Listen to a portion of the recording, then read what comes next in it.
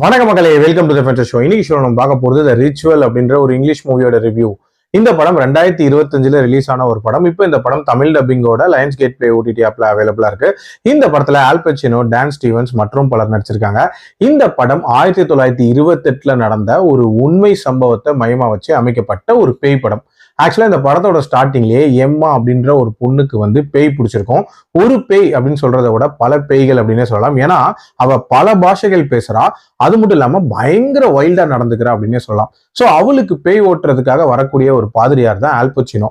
அவருக்கு துணையா இருக்கக்கூடிய இன்னொரு பாதிரியார் தான் டான் ஸ்டீவன்ஸ். டேனை பொறுத்த வரைக்கும் பாத்தீங்கன்னா முழுசா நம்பிக்கை அப்படின்றது இதுல அவருக்கு கிடையவே கிடையாது. ஆனா நடக்கக்கூடிய நிகழ்வுகளை பார்க்கும்போது அதை நம்பாமையும் இருக்க முடியல. சோ இப்படிப்பட்ட சூழ்நிலையில இவங்க ரெண்டு பேரும் சேர்ந்து பேய் ஓட்டுனாங்களா இல்லையா, டுவர்ட்ஸ் தி எண்ட் என்ன ஆகுது அப்படின்றத அந்த படத்தோட கதை. இந்த படத்தோட தொடக்கத்திலேயே இது ஒரு உண்மை சம்பவம், அதுவும் அதுல ஒர்க் பண்ண அந்த பாதிரியாரோட நோட்ஸ்ல இருந்து எடுக்கப்பட்டது அப்படின்ற மாதிரிலாம் சொல்லும் போது பயங்கரமான ஒரு பேய் படமா இருக்க போகுது அப்படின்ற ஒரு எதிர்பார்ப்பு இருந்துச்சு. அதுக்கு ஏத்த மாதிரி ஸ்டார்டிங்ல வரக்கூடிய சீனு ஒரு நன்னோட முடியை பிடிச்சி இழுக்கிற மாதிரியான ஒரு சீனு. அதுல இன்ஃபேக்ட் ஸ்கேல்போடையே பிச்சு எடுக்கிற மாதிரியான ஒரு காட்சி வச்சிருப்பாங்க. பயங்கரமான ஒரு பேய் படம் தான் நம்ம பார்க்க போறோம் அப்படின்ற மாதிரி ஒரு மாதிரி குஷி ஆயிட்டேன் அப்படின்னு சொல்லலாம். இதுக்கப்புறம் ஹாரர் ஜென்ரேஷன் சூப்பரா இருக்க போகுது அண்ட் ஒரு பயங்கரமான பிளாஷ்பேக் இருக்க போது, இல்ல பேய் ஓட்டுறதே ஒரு வித்தியாசமா காட்ட போறாங்க. இந்த மாதிரி பல எக்ஸ்பெக்டேஷன்ஸ் பில்ட் ஆச்சு.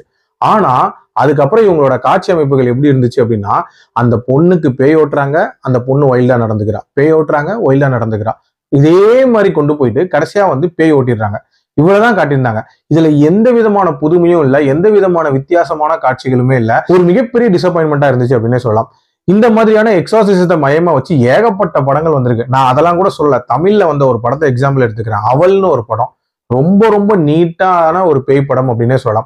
அந்த எக்ஸோசிசம் காட்சியும் சூப்பரா காட்டியிருப்பாங்க. அதுக்கு அடுத்து பிளாஷ்பேக் சீன்ஸ் அது இதுன்ட்டு ரொம்ப நீட்டா நம்மளை என்கேஜ் பண்ணியிருப்பாங்க. அதுல காவாசி கூட இல்லாத ஒரு படம், ஒரு பயங்கரமான பில்டப் கொடுத்துட்டு ரொம்ப டிசப்பாயிண்ட் பண்ண ஒரு படம்.